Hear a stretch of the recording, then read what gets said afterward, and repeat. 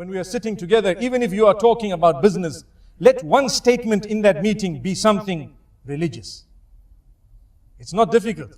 When you are sitting in your own meetings, you have met your brothers or whoever it is, sisters meeting each other, or even a family gathering. Before you get up from that meeting, from that gathering, let one statement at least be a direct encouragement of something spiritual, something religious. Wallahi, you will add a new flavor to that whole meeting. And we don't want to convey a message in a manner that you try to make them feel, you know what, you people are not even proper Muslims, man.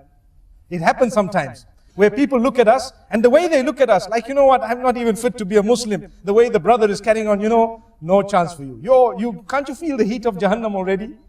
Allah safeguard us. Allah protect us. If that is the type of behavior we have, we are not going to call people towards Islam. Brother, let me tell you what I have found very effective.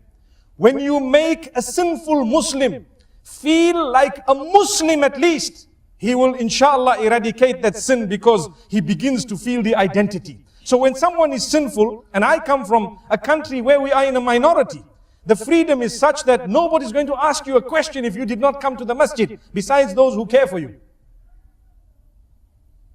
So if we were to make people feel like they are non-Muslim just because they are sinful Muslims, they might go further into the sin because of the freedom around them. But if we are to make them feel, brother, you know what, my sister, mashallah, you are doing so well, you might even be a better person than me. Let me remind myself and yourselves about something very small. You know, let's never ever tell a lie. One thing you said. Whatever we say, and I'm not saying it because you've told a lie or because I have told a lie, it's just a reminder of the good word of the Messenger sallallahu alaihi wasallam and the word of Allah subhanahu wa ta'ala. And then we go away.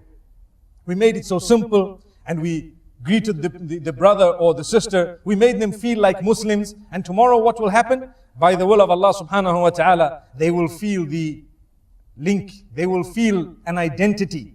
They will identify themselves as Muslims. Whereas, as I said moments ago, the minute we draw such a big line and we say, no, these people are out of the fold, may Allah subhanahu wa ta'ala safeguard us, we will actually chisel deeper and we minimize the chances of bringing them onto what is right. May Allah subhanahu wa ta'ala grant us steadfastness and goodness.